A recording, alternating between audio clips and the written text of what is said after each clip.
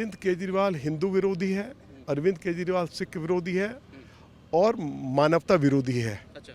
मोदी जी को 400 से ज़्यादा सीटें इस बार लोकसभा में मिलेंगी। तीसरी बार वो देश के प्रधानमंत्री बनेंगे। अनेक समस्याएं आयनगर कॉलोनी की हैं।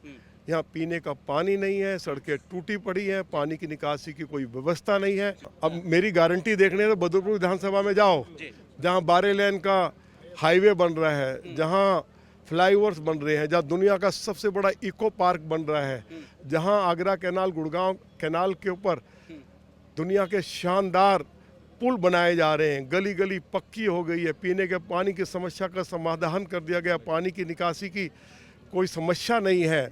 नए नए स्कूल, हॉस्पिटल, डिस्पेंसरी, बरातघर हमने अपने कॉलोनी के निवासियों के लिए हमने बनाए हैं। जिस ज़मीन की कीमत 600, 800, 1000, 2000 रुपया गज होती थी, आज बदरपुर विधानसभा क्षेत्र में जाओगे जहां हमने पिछले 4 साल में 31 पार्क बनाए हैं, मॉर्निंग वॉक ट्रैक बनाए हैं, ओपन जिम हमने उनमें दिए हैं।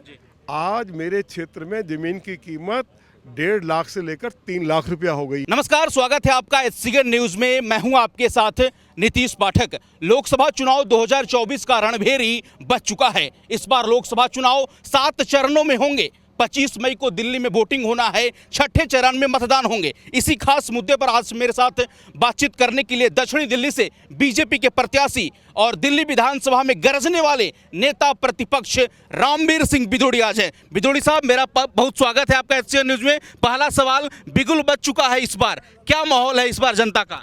देखिए, आपका मैं धन्यवाद करता हूं पाठक जी।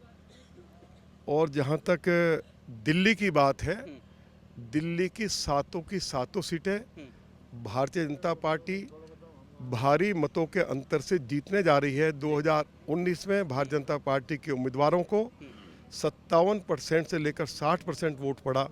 इस बार 70% से ज़्यादा वोट भारतीय जनता पार्टी के उम्मीदवारों को पड़ने जा रहा है। और मुझे ऐसा लगता है कि 2-3 सीटों पर इनकी जमानत जब्त हो सकती है।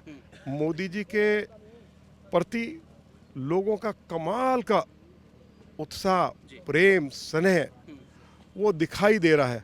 और ये इलेक्शन उम्मीदवार नहीं लड़ रहा है, इलेक्शन मोदी जी के नाम पे लड़ा जा रहा है।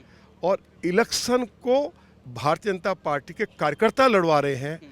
और दिल्ली का जो आम नागरिक है वह नरेंद्र मोदी बनकर इस चुनाव को लड़ रहा है। तो मोदी जी को 400 से ज़्यादा सीटें इस बार लोकसभा में मिलेंगी। तीसरी बार वो देश के प्रधानमंत्री बनेंगे। अनेक समस्याएं आयनगर कॉलोनी की हैं। यहाँ पीने का पानी नहीं है, सड़कें टूटी पड़ी हैं, पानी की निकासी की कोई व्यवस्था नहीं है। मुझे ऐसे हालात देखकर बहुत तकलीफ़ हुई है।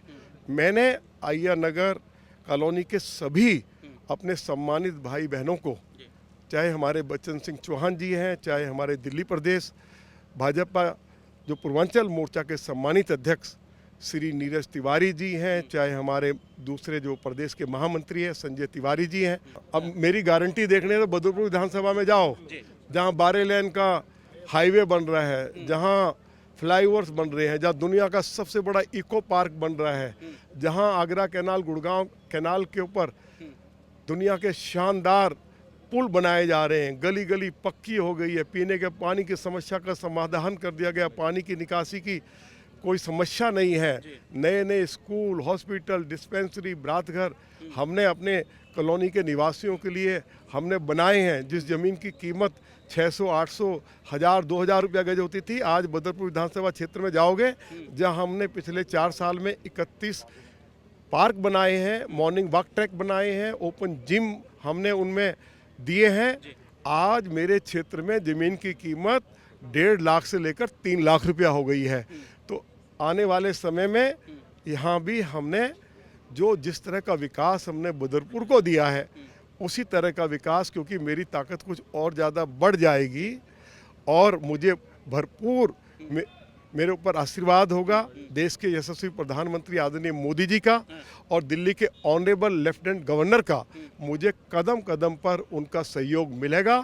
तो मैं यदि चुनाव लड़ रहा हूं तो इसी काम के लिए मुझे लड़ाया जा रहा है कि हमने दिल्ली की भी और साउथ दिल्ली में जितनी भी हमारी चाहे अनऑथराइज कॉलोनीज हैं, चाहे गांव हैं, चाहे एक्सटेंडेड आबादी है, चाहे झुग्गी झोपड़ी के लोग हैं, चाहे हमारी पोस्ट कॉलोनीज हैं, चाहे हमारी डीडीए के फ्लैट्स हैं, मुझे इनकी तस्वीर और तकदीर आदरणीय मोदी जी के आशीर्वाद से बदलनी है। और साउथ दिल्ली के लोगों को भी भरोसा है और दिल्ली के लोगों को। अरविंद केजरीवाल हिंदू विरोधी है, अरविंद केजरीवाल सिख विरोधी है और मानवता विरोधी है। अच्छा। पूरी दुनिया में आप चले जाइए, शरणार्थियों को सम्मान दिया जाता है। अरविंद केजरीवाल से मैं पूछना चाहता हूँ, पाकिस्तान में, बांग्लादेश में, अफगानिस्तान में और पाकिस्तान की मैं अलग से चर्चा कर रहा हूँ, हिंदू बेटियों को, सिख बेटियों को मंडप से उठा लिया जाए, उनके साथ बलात्कार किया जाए, उनकी ज़मीनों पर कब्जा कर लिया जाए, उनके घरों में डाका डाला जाए और 12-13 साल की लड़कियों को उठाकर ले जाएं, बलात्कार करें और यदि बेचारे हिंदू या सिख विरोध करें, उनका मर्डर कर दिया जाए और वो इस संकट की घड़ी में वो मोदी जी का सहारा लेते हैं, भारत में आके सहारा लेते हैं। तो अरविंद केजरीवाल को पूछो कि उन लोगों से पूछो जिनको मोदी जी ने सहारा दिया। आज मालूम है वो लोग क्या कह रहे हैं कि मोदी जी इस धरती पर हमारे लिए फरिश्ता बनकर आए हैं कि हमारा सब कुछ बर्बाद हो गया। आज मोदी जी हमें देश में हमें शरण भी दी है और हमारी जो भी कठिनाई है उनको दूर करना चाहते हैं। अरविंद केजरीवाल से पूछो, क्या देश में जो 2.5 करोड़ बांग्लादेशी और रोहिंग्या घुसपैठिए हैं, जो नशे का व्यापार करते हैं, घरों में घुसकर डकैती डालते हैं, चोरी चकारी करते हैं और राष्ट्र विरोधी उनकी गतिविधि रहती है, क्या अरविंद केजरीवाल ये चाहते हैं कि उनको इस देश में रखा जाए? अरे ये सीए कानून अगर ठीक से जब लागू हो जाएगा तो ये जो 2.5 करोड़ घुसपैठिए भारत में घुसे हुए हैं और जैसे मैंने बताया कि ये कैसा धंधा करते हैं उसकी जानकारी मैंने आपको दी है, तो आने वाले समय में इन 2.5 करोड़ बांग्लादेशी घुसपैठियों को, रोहिंग्या जो इस देश में घुसे हुए हैं, इन सभी को देश की सीमाओं से बाहर खदेड़ा जाएगा, जिससे कि देश में शांति और अमन बना रहे।